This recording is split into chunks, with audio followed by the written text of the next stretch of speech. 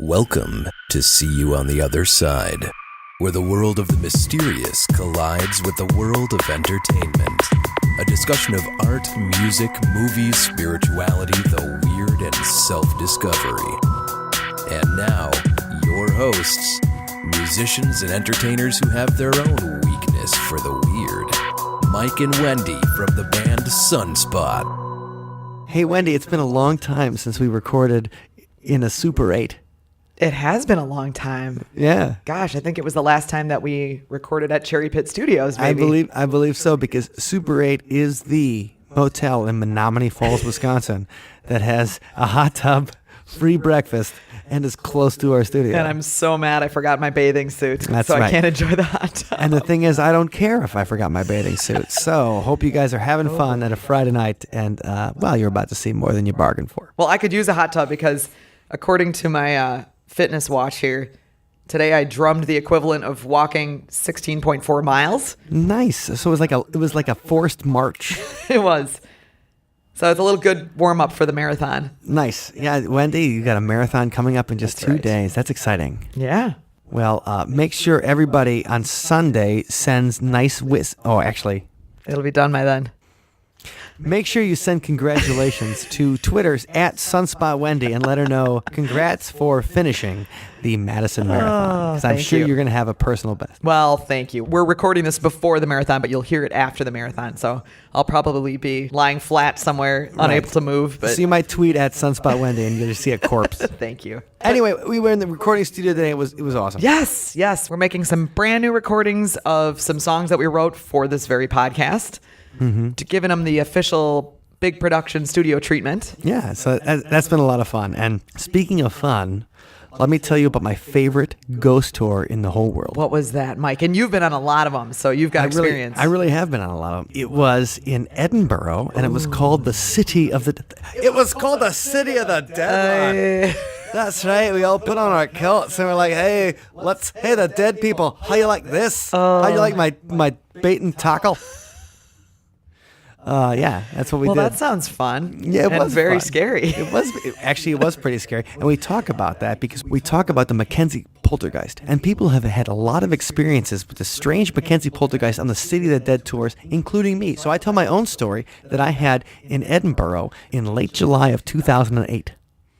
I can't wait to hear it because, between the two of us, we haven't had very many experiences. No, we're not one of those groups of people that are like, oh man, everybody's had so many paranormal. Like it only happens a few times that something crazy will happen, something you really can't explain. Right. And this was something I couldn't explain, so we talked about that in the interview. We had Fred Fogarty. Fred! And so, Yes. we met Fred actually at the Chicago Ghost Convention in 2016. That's right. Yes. Met him at our See You on the Other Side booth, in fact, at the Willowbrook Ballroom, which is unfortunately now now burned down. Wendy burned it down. Hey, I didn't burn it I'm down. just kidding. Resurrection Mary burned it down. Oh, yes. But yeah, sad to see that haunted venue gone. But it was neat that we got to experience that conference there, and that's where you met Fred. And immediately, as a fellow ghost guide, That's right. It was like easy to strike up a friendship with him. Yeah, and so Allison from Milwaukee Ghost, my sister and fellow ghost guide and weirdo who's on the podcast all the time, she's kept in contact with him. She's working on marketing for the Hawaii Paracon, which we'll talk about at the end of the podcast too. And anyway, Fred came back to Chicago this October, and we talked to Fred about weird stuff, about his own experiences and all the cool stuff that he's seen as the tour guide for the City of the Dead. Adventurer and storyteller Fred Fogarty has been working with the City of the Dead tours in Edinburgh, Scotland for over a decade. He leads ghost walks into the Covenanters Prison and the Black Mausoleum in Greyfriars Graveyard, home of the infamous Mackenzie Poltergeist. It's his job to stay calm when the Mackenzie Poltergeist attacks, inflicting physical effects on tourists including scratches, bite marks, bruises, welts, vomiting, and loss of consciousness. He spent the last 5 years also developing a system of well-being that makes improving and maintaining mental health accessible, fun, and enjoyable, and firmly where it belongs, within you. All right, joined by my sister, Allison Jornlin from Milwaukee Ghosts. Yay! Hi, Fred. How you doing today? Oh, great. We've got a great show for you today. All right, that sounds good. Now, Fred, I've been to the City of the Dead, and I have been molested by the Mackenzie Poltergeist. He touched my shoulder. I don't know if, I'm the only one in this conversation who's not been touched by the Mackenzie Poltergeist. I'm getting a complex. But my wife and I went on the tour, and we had a great time. And this is probably about, actually 10 years ago, or 9 years ago now. And we were having fun on the tour, and then we were in the mausoleum. And I'm in the back, and I think that my wife is putting her arm around me. And I'm like, oh, that's nice. You know, that not that she's that warm or whatever, or going to be something, you know, like, oh, I'm going to put my arm around me in the ghost tour. But I feel somebody put their arm around me, and I'm like, oh, hi, honey. And then I look at her, she's like 2 feet away. And I'm the closest person to the back wall. And I'm like, okay, then. So I have felt the chilly embrace of the Mackenzie Poltergeist. So that's a lot of fun. How many stories do you hear about what happens on that tour? May I just ask, was it a chilly embrace, or was it warm and loving, or? It was just somebody putting their hand on my shoulder. Oh, right, there you go. Oddly enough, that stuff happens more frequently, I think, around the walls, and I have a suspicion that that's the case. That it's more widely reported because it's really tricky to dismiss it at that point. There, if you're in the middle of the group, then you can just blame it on anybody you like. But if you're at the back, it's really tricky to ignore. And that's when most people start this like self-fulfilling prophecy in their mind where it just accelerates and accelerates as they pay attention to it and freak out more. The stories come through weekly. Every week there is some new piece of information, some new experience that someone has had, at least one. It's not always the case that someone collapses once a week. And we'd be hard-pressed to keep a tour, I think, open if that was the case. So I'm not special. The Mackenzie Poltergeist doesn't love me extra or whatever. Like, he likes to touch everybody. You are one of hundreds. But you're one of hundreds and not one of millions, so... Okay, I am a teensy bit special. All right, so Fred, where are you from, and how did you become weird? I think I have always been weird. Oh, for sure. I grew up in London, moved to Edinburgh for university and stayed there because it is, I think, a truly beautiful city. It's so rich in history. The buildings have got some beautiful architecture, and it's got all of the excitement and adventure that a capital city can offer in the space of just a couple miles or so. I mean, you can actually walk across this from one side of the centre of Edinburgh to the other in about 40 minutes. So yeah, it's real nice. So how did I get weird? Is it in the genes? I don't know. Nature, nurture. Did you have a paranormal experience growing up in London or anything? Or did you, no, were you yourself touched by a ghost? Very topical. I was not, no. My mother and my sister both experienced something in the house I grew up in, family home. And my father and I did not. And they mentioned it briefly to me, and they never made much more of it. It never seemed to be anything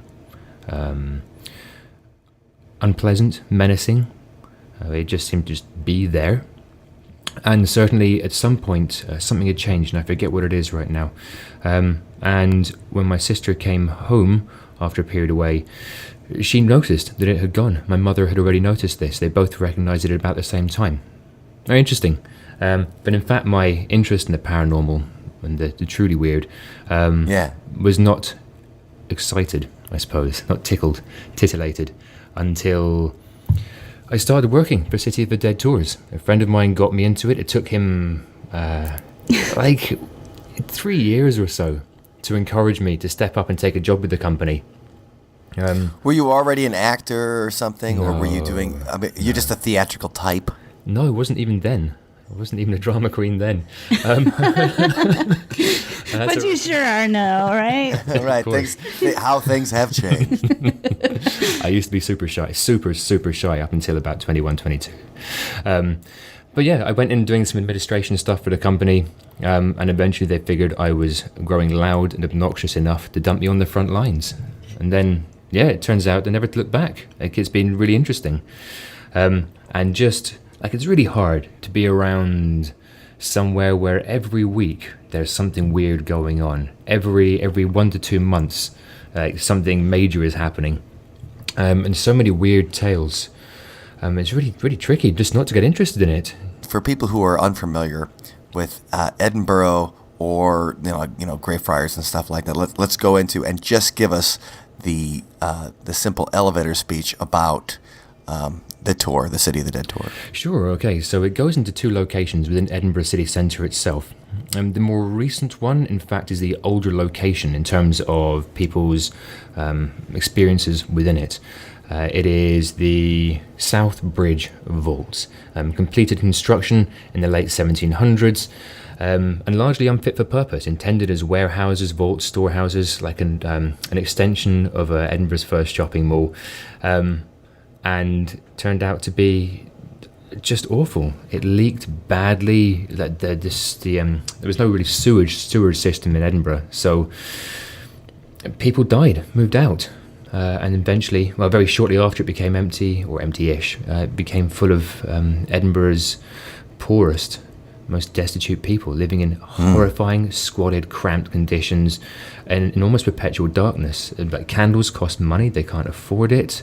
Death is regular, frequent, in quite surprising numbers. The figure I've had quoted at me is a life expectancy maximum of 18 months from moving in. I haven't checked the legitimacy of that, but that's certainly what's quoted. Okay, well that's right, the nasty, brutish, and short, like right there. Right, indeed. So I find the place fascinating for a number of reasons. Firstly, the experiences of people down there. Secondly, how people freak themselves out. It's hilarious. Lots of fun and fascinating insight into people. It's also a location that we managed to largely forget about for 100 years, which is super surprising given that it's never really been empty. There's always been some kind of warehouse down there. Okay. Or storage space down there. And when we largely forgot about it, primarily rediscovered when a guy who owned a nearby pub was replacing a broken urinal and fell through into the space. Oh man, that is Fell the through the worst. urinal? Ugh. Worst thing to fall through. It's the important part here, Alison. Yeah. That paints a picture. Yeah. A very smelly picture. Yeah, very ammonia picture. So that's the older one in terms of people's experiences there, because people have experienced weird stuff going on down there, and it's been reputedly cursed and haunted since its construction began. And so what I like to hear about that, though, is that, I mean, when we talk about something built in the late 1700s, I mean, you basically have the East Coast, and everything else, is built maybe 150 years ago if you're lucky. And so you're like, oh yeah, well that's late 1700s, and that's the newer one, or that that's. I mean, when we're talking about Edinburgh, you're talking about the UK. You can talk about things going back in millennia versus decades, and I think that's an exciting thing because there's so much extra history and so many more spirits to show up. Well, let's hope so, huh? Right. It's the location we've only been doing more recently, but it has been around with weird goings on for longer.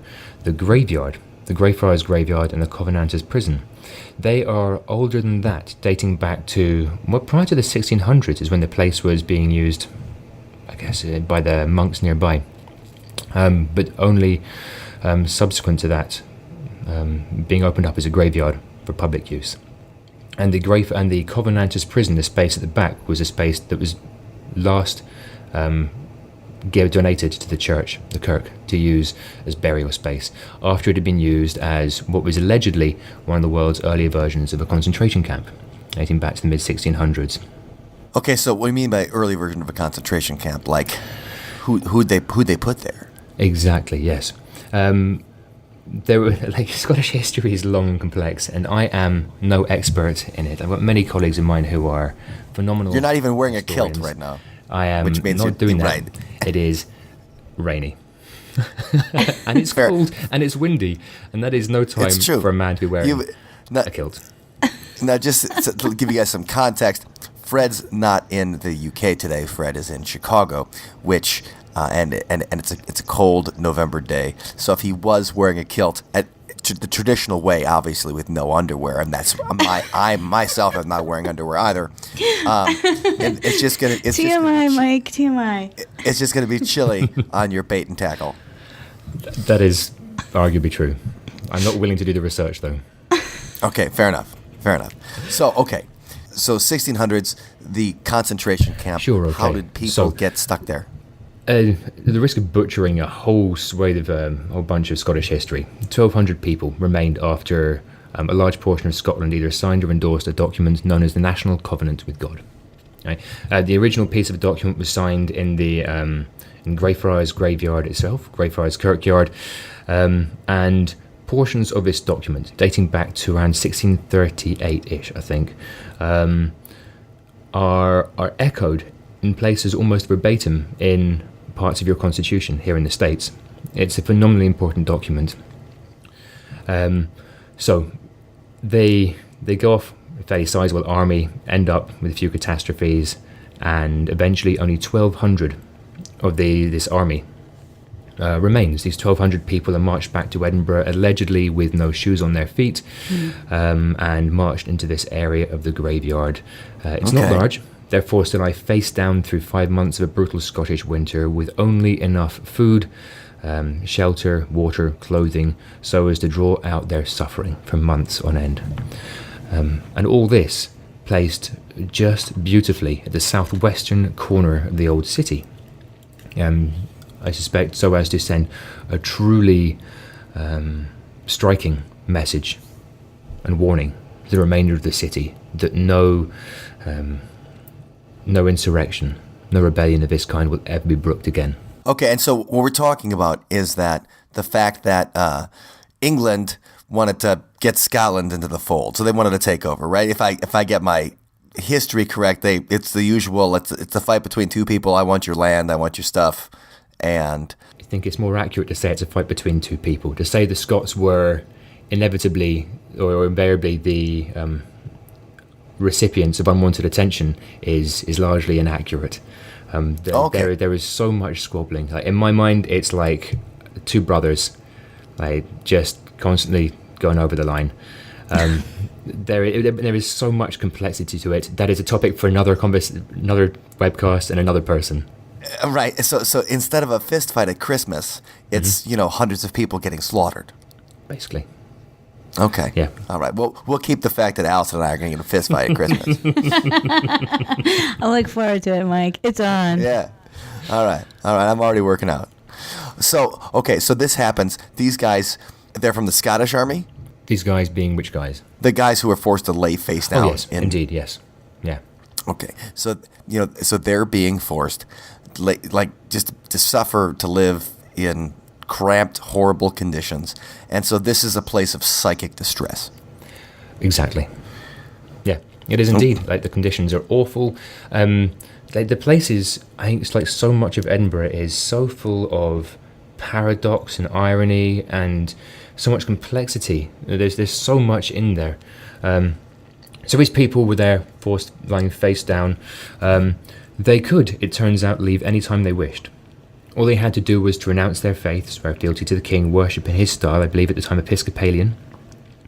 But they many of them chose to stick to it, to stick to their faith and to not succumb, to not turn. Now, the flip side of that, it sounds very heroic, but the flip side of that is if they had changed their faith and walked out of there, I don't know how well they would have done outside of those gates anyway. Right, so some did renounce their faith and change.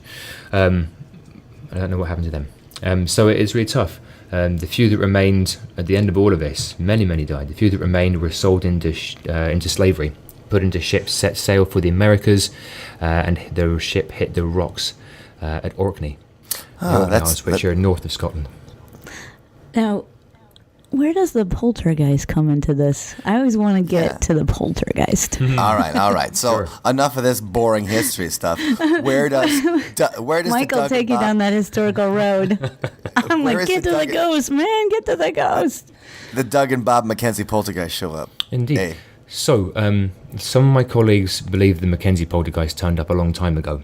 And it is just in the last 20 years when we've had TV shows going on, social media, things like this, that it has become evident to people that it's grown as a phenomenon. Certainly what happened is that in 1998, in a nearby tomb by the name of, belonging to a man by the name, or easy for me to say, belonging to a man by the name of George Mackenzie, the King's advocate at the time, in the late 1600s. What does man. What does the King's advocate do? He just like says good stuff about the king. Like, oh man, he's like the hype man for the king. He's like, man, this king is awesome. You got to see this king, man. He's a lawyer by origin and the king's right-hand man in the city. Okay. And I'm married to a lawyer. I understand how oily they are. Oily? Like mackerel? Yeah.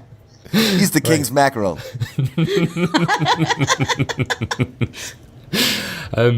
Where were we now? We were talking about the king's advocate. That's right. He's the man Mackerel. responsible for placing all these 1,200 people inside this small area. It's his genius idea, his seal on it. And yet he's also a man, by comparison, I don't think this is really recognised. He's demonised and villainised by many people, and it makes it simpler to do so. In fact, he is also a man who wrote early works on the notion that that people were not evil or criminal by origin, by birth, that they could be educated out of crime, things like this. So he was not an evil man, it turns out, and yet what he had to do George was... Mackenzie started the whole rehabilitation kind of thing. Because, I mean, they used to, like, I was watching a documentary on the history of prisons one time. And so, really, if somebody they thought was irredeemable, they just kill him, like back in the day. So George Mackenzie was like, well, maybe we can redeem these people. Yeah, and educate them out of them. Yes, indeed, which is a real progressive notion at the time. So again, here is an historical figure who was remarkably complex in the way he operated, and it's rarely as simple as we have in the space of an hour and a half on a tour, an hour 15 minutes to get into. But we can do our best. So, right, his tomb is nearby. It's a grand, beautiful tomb. It is exquisite in the stone masonry. It's real nice. It's the largest one there or so. And in 1998, his tomb is desecrated, broken into by a homeless guy. And very shortly after this, within days or weeks, depending on which versions of the story you hear, weird stuff starts going on. It's outside of his tomb that weird stuff starts happening. This homeless guy broken in and discovered accidentally beneath Mackenzie's coffins themselves that there's an additional burial ground beneath it that had been undisclosed. Okay. So he breaks into this as well. So that's 2 burial grounds desecrated in one go. Quite impressive. That's quite efficient. Within days, weird stuff. So days or weeks, weird stuff starts happening. So people start getting hit in the head by so-called fists of air. People start getting all sorts of weird experiences. They tell the church, who are not really in a position to do much about it. And over the course of a year, the experiences move round into the Covenanters' prison. So these 2 places are intimately and inextricably linked by history and location. So what's the Covenanters' prison, though? So the Covenanters were these people who signed this document. Some of whom formed this army and headed down into England to fight for their rights. So the Covenanters' prison is the concentration camp that we were talking about earlier. Right. Exactly. Yeah. Okay. Allison, what were you going to say? And then I was going to ask, so the George Mackenzie's tomb, that's the Black Mausoleum? No, that's not the case. Okay. George Mackenzie's tomb is nearby. The actual Black Mausoleum tomb itself lies within the Covenanters' prison. I believe it belongs to the Dundas family. Okay. So where do the attacks come in? I mean, where do they happen? Because so they started outside of Mackenzie's tomb shortly after it was desecrated, and then they moved along the path and then down into the prison, and eventually, after being speckled around the prison, which is now these days lined on either side with mausoleums, it's taken like one particular mausoleum to largely focus in. And that's been the case ever since 1999 or so. And is that the Black Mausoleum? That's the Black Mausoleum, Okay. Yes. All right. So because I'm still working on my New Year's resolution, Mike, from last year to get maimed by a ghost. And so I'm taking notes here as to where exactly I have to go to get maimed. Because you've been maimed, and Mike's been touched.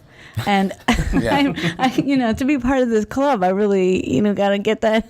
I go there and stand by the wall at the back. I got to get that going on. Okay, so Fred, you start working for the tours, like doing some accounting or working in the office, taking phone calls kind of thing. And then eventually you're like, okay, I'm going to run the tours. Now, when's the first time that George Mackenzie touched you? It's the first time, buddy. The first time. So I went in there with 8 or so people. This is where I find, again, it's very interesting. So I went in there with 8 people with me. On the 9th, I stand in the doorway of this tomb because I think it's a great idea to keep going into this place and keep a track of people from the doorway. The 8 of them stand in a semicircle, I guess, a shallow semicircle. I'd say about 10 feet into the tomb, with maybe 3 feet behind them to the wall. And very shortly after I begin, the tomb becomes, now I'm going to say icy cold. I don't mean that there was a rapid drop in temperature, as is often recorded with these things. It is as if an icy cold hand was reaching inside and taking grip of the nervous system and throttling the life out of it. It's a really weird, so that the cold is an internal sensation. It's from within. Mm-hmm. So it's an internal sensation, and I do not feel comfortable at this point. Well, yeah, because you just had an icy hand come in and grip your heart. Like most people would be like, "Hey guys, I pooped him out." Right. Now, had you ever felt anything like that before? No, and it was my first tour as well, so that was also unnerving. All right, so what an introduction! Right, the ghost wanted to let you know that it's like, okay, if you're coming into my house, here's what we're gonna do. The ghost is like, "Hello, Fred. Would you like to play a game?" So I'm jumping around the place a little bit. The person to my left, in front of me to my left, they are also looking pretty nervous and wriggling around the place. I look over them and ask them what's going on. They describe the same experience. And a person next to them says, "Yeah, I'm getting that too." And the person next to them says, Yep, I'm out, I'm done. And then the other the other 5, all decide, they're getting some weird, nasty stuff going on, and it is time for all of us to leave.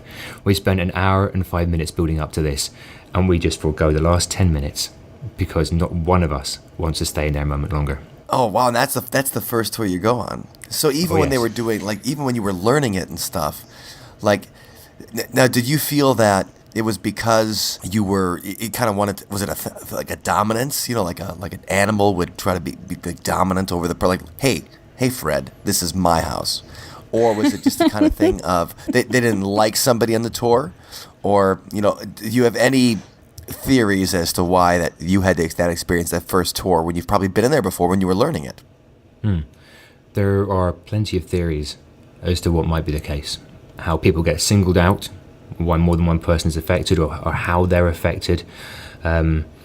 Whether it's to do with the way they smell, their pheromones, such a thing exists for humans. Whether it's something internal to them, or the mindset, something that makes them particularly delicious. I don't know. I need to find out what that thing is.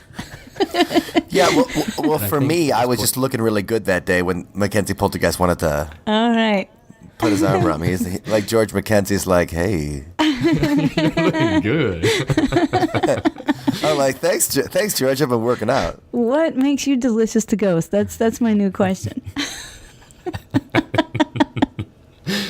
I'm gonna differ with a lot of people here and think that I don't think it's beneficial or productive to anthropomorphize this.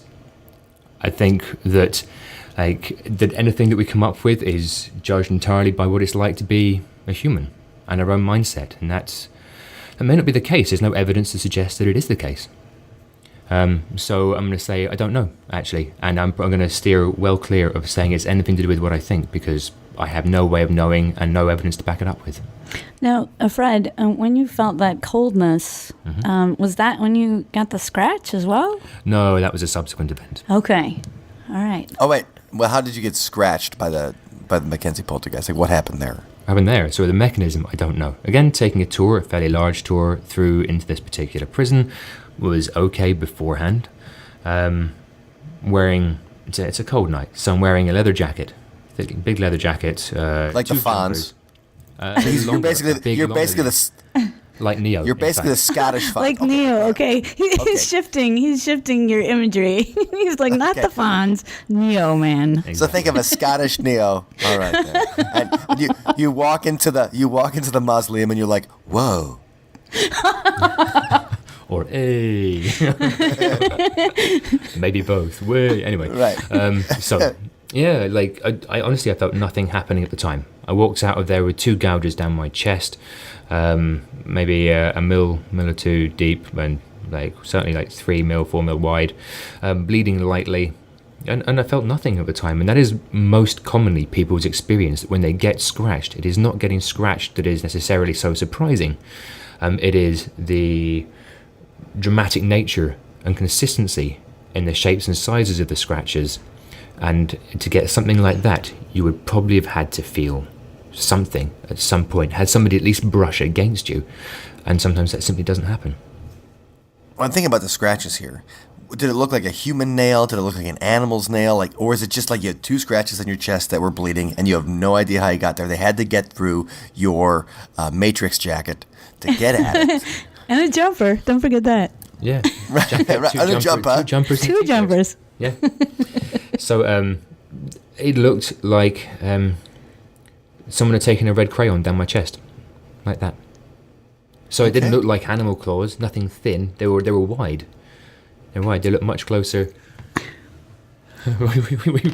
We've been so patient, quiet, and still in this room, but the lights have just turned themselves off. All right. Alison's waving her arms around like something out of a parking lot. Okay, so to set up the scene where we're doing the interview here, I'm here in Madison, Wisconsin, and Allison and Fred are in Chicago in some library. Yes, the Lincoln Park branch of the Chicago Library. Our gracious host for today. That's right. And then you're going to go and check out some books after this? Absolutely. Learning's winning. Okay, I mean, a Saturday isn't a Saturday without some books. That's right. So, Fred, you've got scratches on your chest. And if you may have been a little interested in the paranormal, like you said, growing up, so your mom and your sister had experiences, but you and your dad didn't.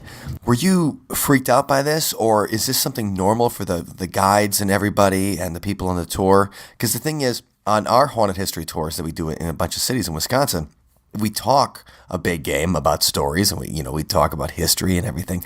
But if I had finished a tour and there was a red crayon drawn down the middle of my chest that somebody had scratched me, I'd freak the heck out. So how did you feel at this point? Or is this just like, oh yeah, it's just George. He's, didn't like me today. Real curious. And that's the answer. Real curious. I've been studying the mind for so long. We know that people can create burns on their skin just through suggestion. We know that people can create all sorts of stuff and do all sorts of things. That we have such a limited understanding of what is possible for humans. So it's just curiosity. Like when it happened once, and it happened for other people. And what I want to know is why, how come, what's happened? I mean, is it interaction with this thing? And if so, what is it? What makes it happen to some people and not others? I'm not, like at the time, I'm not, I don't believe in, let me rephrase this, not so committed to this notion of people's current appreciation of ghosts, poltergeists, apparitions, all the rest of this stuff. There is something going on for sure, and I find it absolutely fascinating, and I don't really want to jump to any conclusions because that's going to colour and distort any additional information that I get. People have a wonderful tendency towards information bias and believing anything that supports their existing belief system. And it'd be easy for me to get suckered is the wrong choice of words again, to get sucked into this and go all out for whatever everybody else is telling me, what everybody else is like putting around the internet or in books and things like this. And many of them are really well researched. But I just don't want to buy into something that's going to blind me to whatever else is going on. So far I've had some experiences, other people have had their experiences. And what I want is some kind of evidence that is reproducible, some kind of evidence that is that can be backed up with research and reproducibility and validatability. Is that a word? We're gonna. It can be for today. All words are made up anyway. That is, you're in a library, so you're allowed to make words. Hey, but by this, I don't mean to.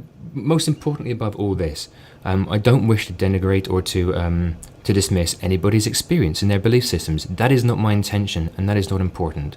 Through all of this, whenever I run my tour, my perspective and my belief is this: it is not my job to tell you what to believe.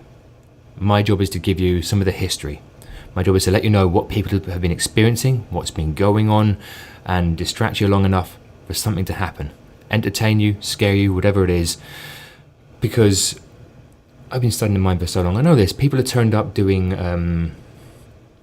like investigations, alleged investigations, and they just turned out to be poorly used hypnosis. That's it, just suggestion.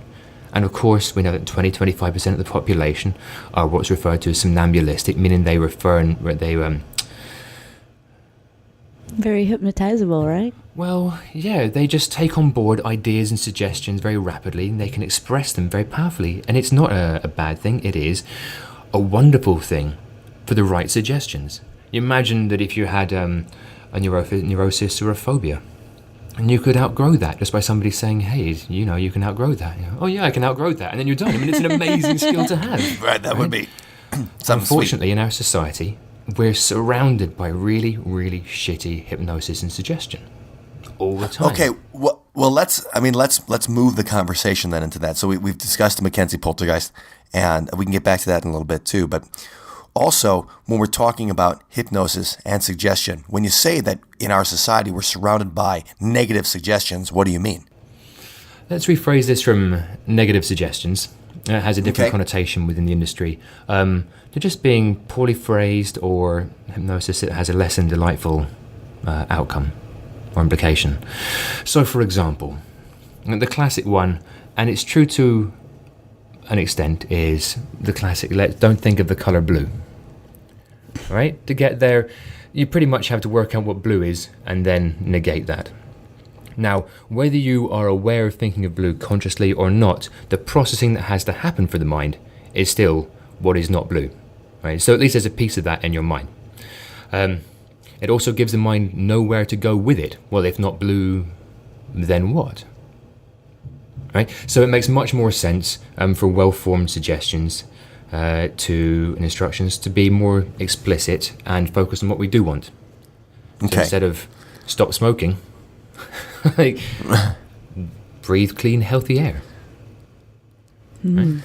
So it's reframing how you think about things can be one of the ways that you can retrain your brain. Because, like, I was talking to somebody about he had quit drinking, for like the past 6 months or whatever, and he was just like, yeah, but I was just so used to drinking for so long, I had to think about what I was going to do in a positive sense, not a negative sense. He had to he couldn't think of like, I can't believe I'm not drinking. He had to think of, I get to do these other things.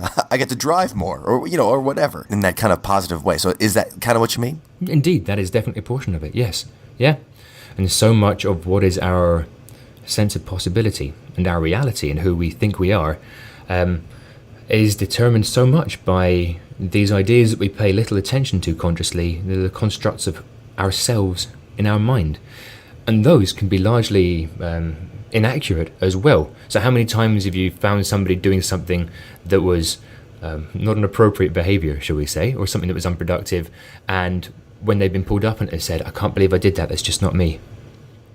But it is them. Right. They did this. It is something they have done. It is them. Who was it then? Right. That's not me. Well, I mean, we hear that in like people's apologies all the time.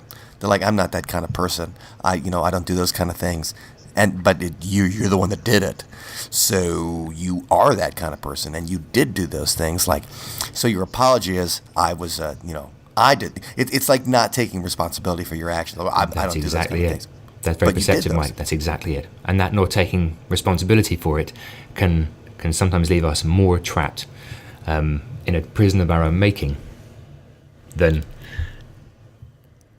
an alternative. Well, when you're talking about hypnosis and suggestion and things like that, so when did you start getting interested in that? Like, are you like hypnotizing people on the tour to be like, and you're going to want to give tips at the end of this? Like, you don't have to give tips, but if you really want to give tips at the end of this tour, like, I'll be hanging out in the corner with my hand out for your tips, but you don't have to give tips. And we didn't even want you to give tips, but just in case you want to give tips, crazy, you want to give us tips, this is the time to do it, like right after. Like, so when did you start thinking about suggestion and hypnosis? So that's a very good question. First of all, I've not done the tips thing. I know people who have. It's lots of fun, and I'm going to back it up with this. It's my firm belief, especially after training so much and being in Chicago here to see my friend and mentor Barb Stepp of excelquest.com and her no-fault psychology and other than conscious communication. She and I both believe that you can't make people do anything, pretty much. Right? The best hypnotist we've got is sitting right behind our belly button, and almost all hypnosis is self-hypnosis. Right?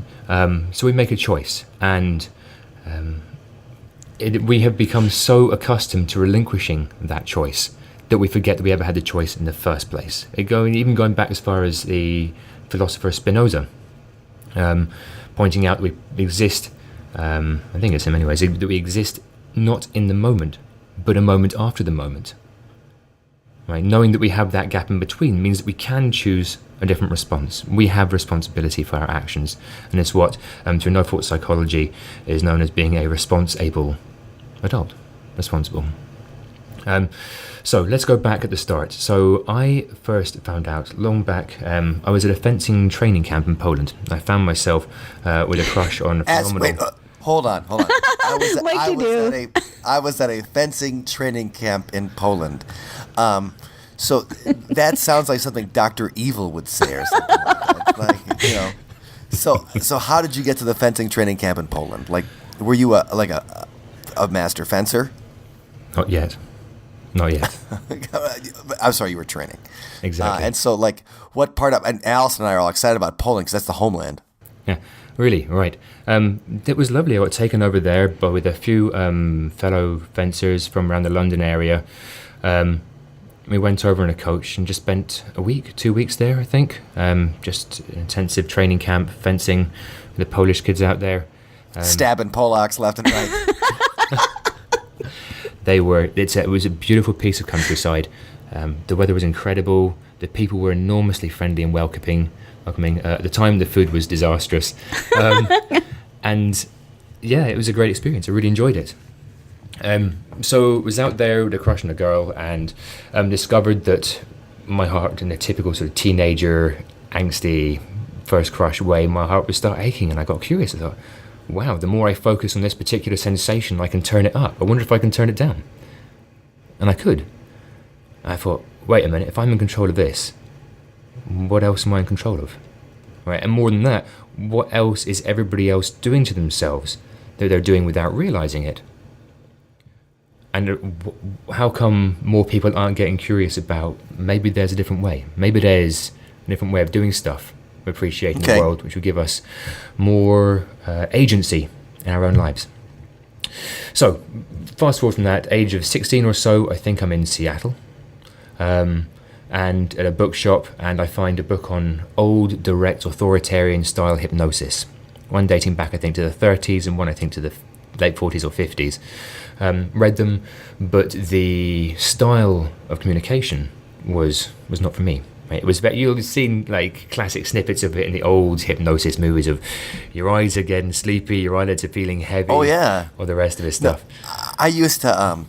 I was a nail chewer for a long time. Like so I was 12 years old. So I'd go to the library, not the Lincoln Park one, but the Waukesha Library, and I would get books on self-hypnosis, and I'd record little tapes of trying to hypnotize myself so I wouldn't stop chewing my nails. How did that work out for you? It actually did work. Nice, congratulations. Yeah, so but that was the thing. So I know exactly what you're talking about because you would get these books from the 50s, and then you would try to learn what they said. But they would say stuff like, "Okay, and your eyes are getting drowsy now, and you're starting to think like, hey, Mike, don't chew your nails."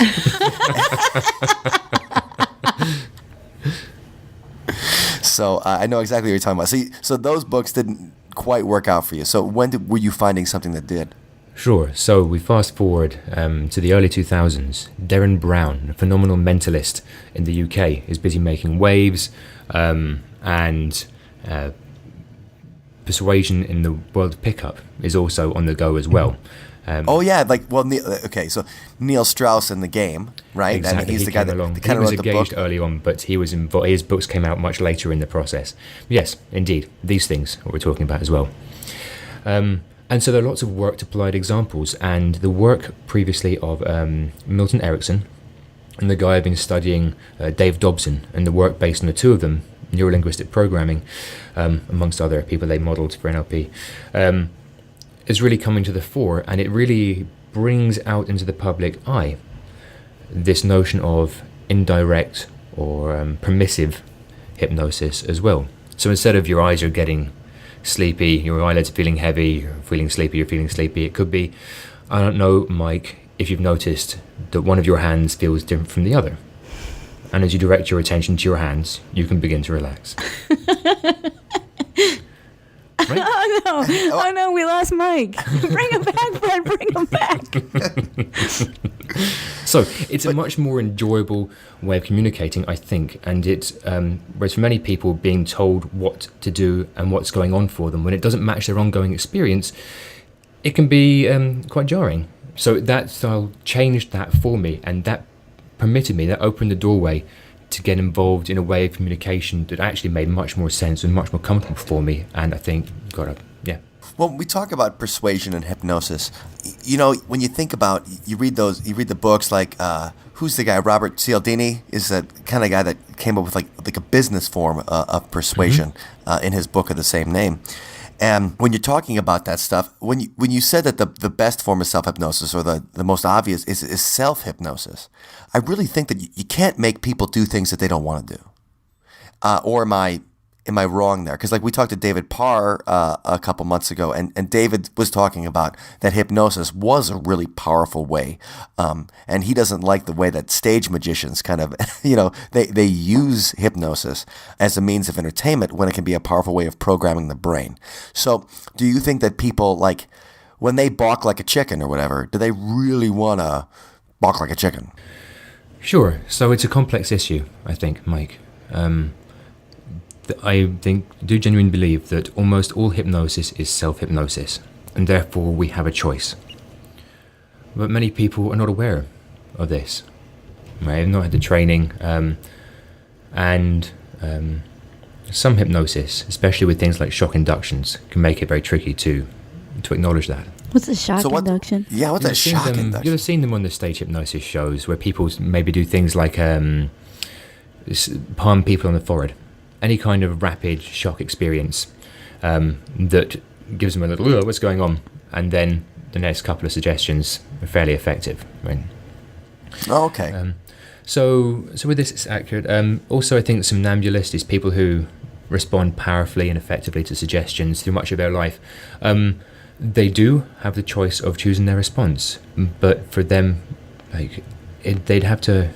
At that point, there, most of our society is geared around, especially now more than ever, is geared around getting your attention, persuading you to do stuff, making you keep flicking, clicking, swiping, buying, consuming, all the rest of it.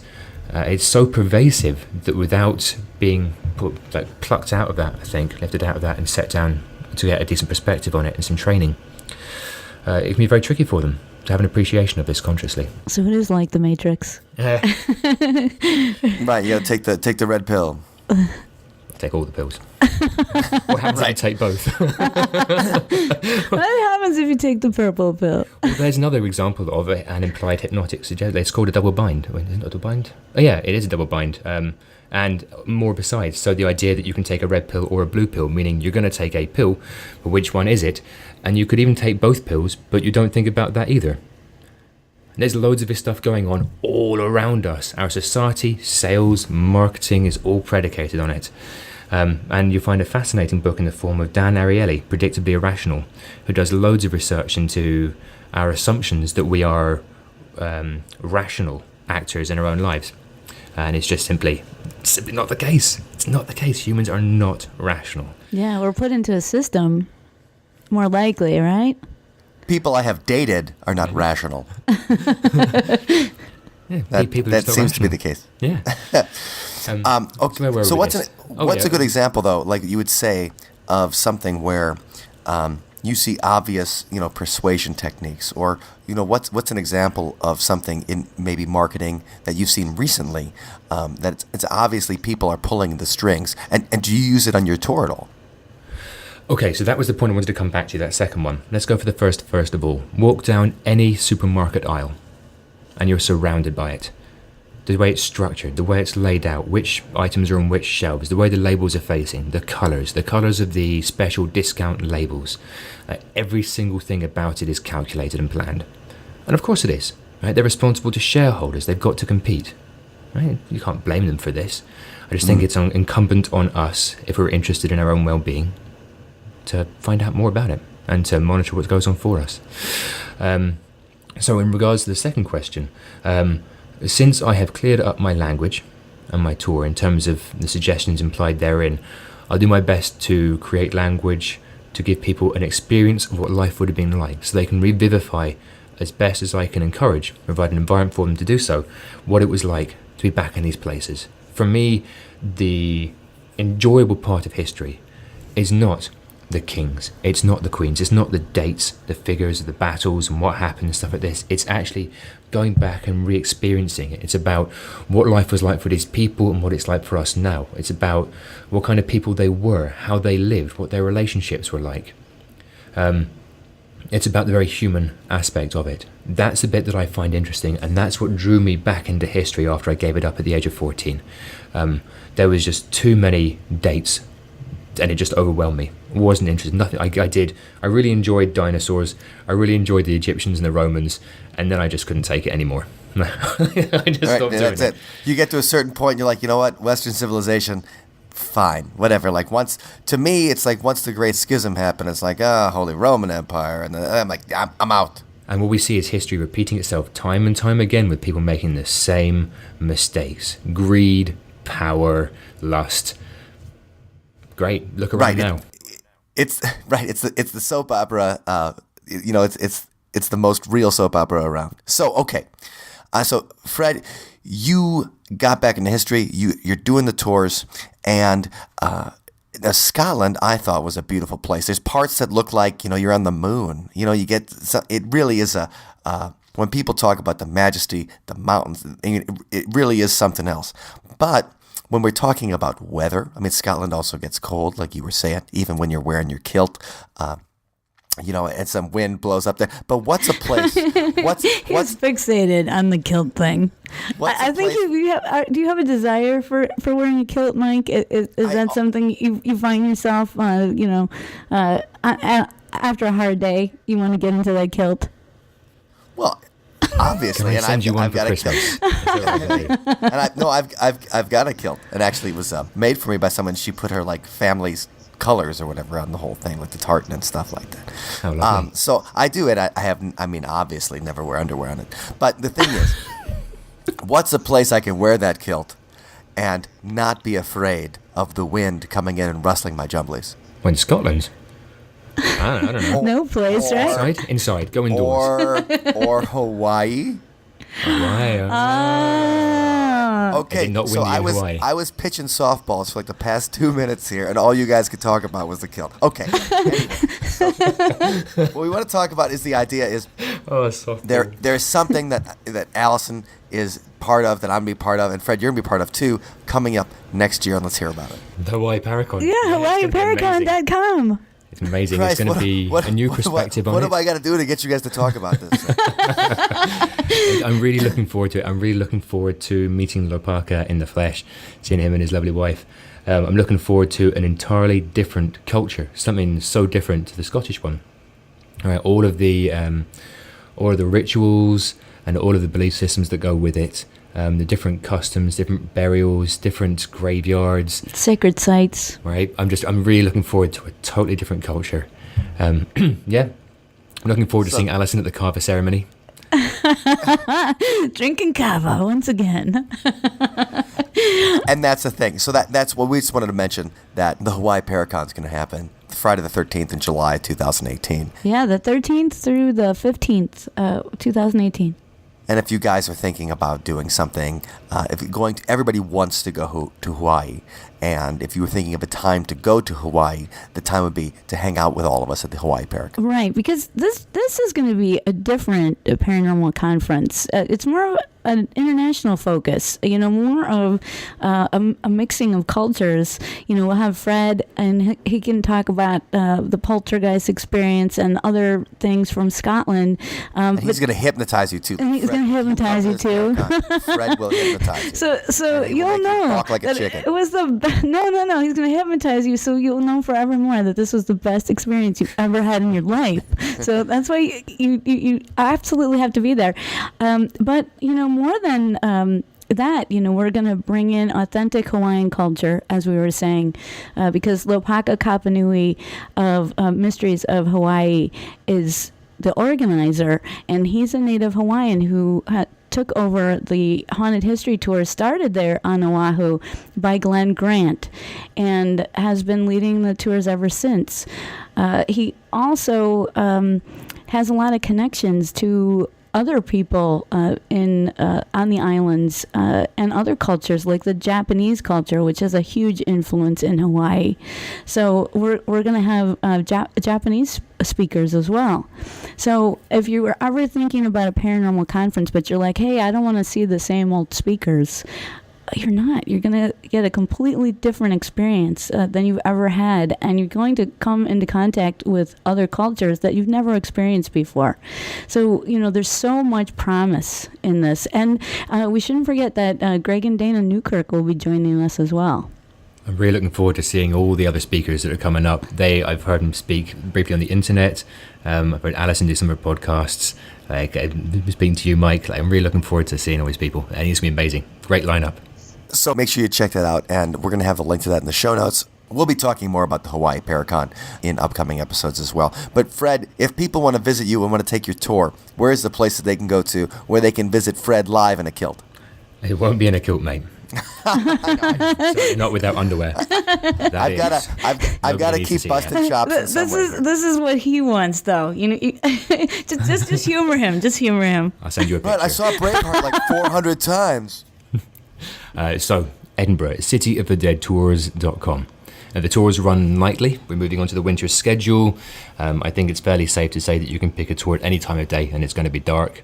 Yeah, they're all really good. If you want to see both together, both the vaults, the Southbridge vaults, and the Covenanters prison, of which we have sole access at the moment, you're welcome to go on the Double Dead tour. Very popular if you're interested in just Double Dead. Indeed, right? So much better than Single Dead. Yep. Well, and I can vouch for the tours too. That's of all I've been on, I don't know, like 30 or 40 haunted history tours around the world, and I think that the City of the Dead, besides Allison's tour and besides my tour, absolutely, I hear only great things, is the finest tour that's out there. So really, in the world, something.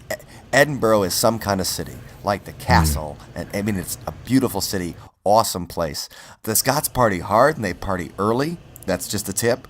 From what I learned out there, I'm like it's like 8:00 and everybody's plastered. but most importantly, you could get maimed by a poltergeist. And what happens, Fred? Because this really impressed me when I talked to you about it. When someone has an experience, when they get scratched or burned or bitten, I mean, what do you guys do about it?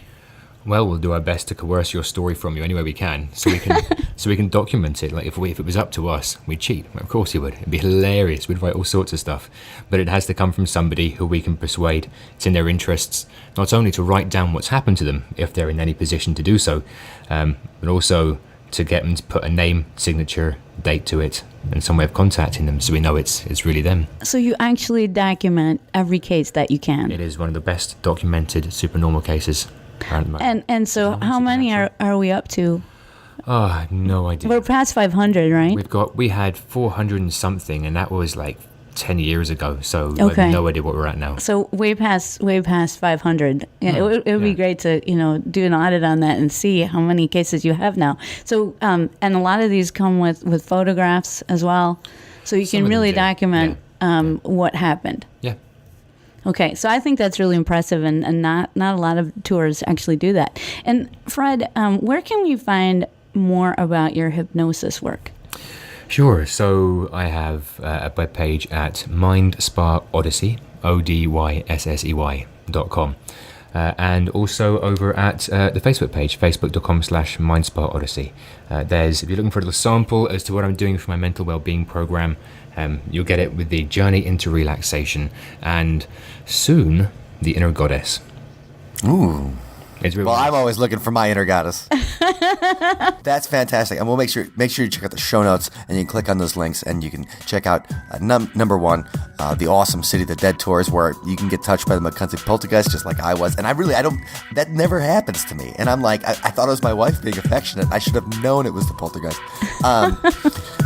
But we're real friendly up north. But number two, you can check out some of that fun hypnosis stuff and just learn how to, and as someone who's done self-hypnosis and things like that, just learn how to let go a little bit and check it out. And so we're going to put those things in the show notes so you can check them there. Fred, thank you very much for joining us today. Allison, obviously, I don't hate you as much as I usually do. And, thank you, Mike. The feeling is mutual. I only hate you the slightest bit. And now let's go check out a song. Thank you, Mike. Thank you, Allison. I cannot believe how many scary things happen on that tour. I know, it is a pretty scary tour. I have to go on it now. I guess I need to go to Edinburgh. Edinburgh, I've got to say that, I thought that Scotland was going to be, I just didn't think it was going to be like it's magical. Like, I really think it got me. Scotland was one of my favorite places I've ever been to in my life. So Edinburgh was one of the greatest city I've ever been to. Like, for some reason, Scotland got me. I'm sold, Mike. You should be on their tourism board. I should be on the. I should be on the tourism board, laddie. I can take you go to Scotland. But that's the thing. Like, I just really had a really good time, and I spent a few days there, and I can't wait to get back. Oh, so, I can't wait to go on Fred's tour. Yeah, it really. The City of the Dead is the best ghost tour I've ever been on. Wow. And it's a great place to go. So I would heartily recommend the British Isles to anybody. Now, as Fred mentioned, the Mackenzie Poltergeist is named after Sir George Mackenzie. And what Bloody Mackenzie did was he persecuted the Presbyterian Scotsmen who just wanted to practice their own religion. Now, George Mackenzie worked for King Charles II, who was trying to unify the whole United Kingdom under his run state Anglican religion. And, well, that led to over 18,000 Scotsmen dying, and that was called the Killing Time. So, when George Mackenzie finally died in 1691, he was buried in the Black Mausoleum along with all the victims of his own war crimes that he persecuted. That's one of the reasons they think that the Mackenzie Poltergeist is so full of hatred, because it has those competing forces left together until the end of time. Anyway, that's what this song is about, and it's Sunspot with Killing Time.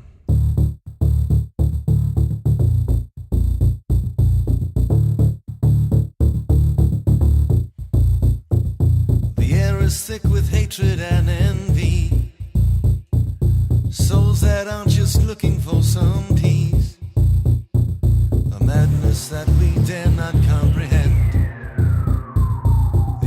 Dead are looking for revenge, all gone in the killing time, all gone in the killing time.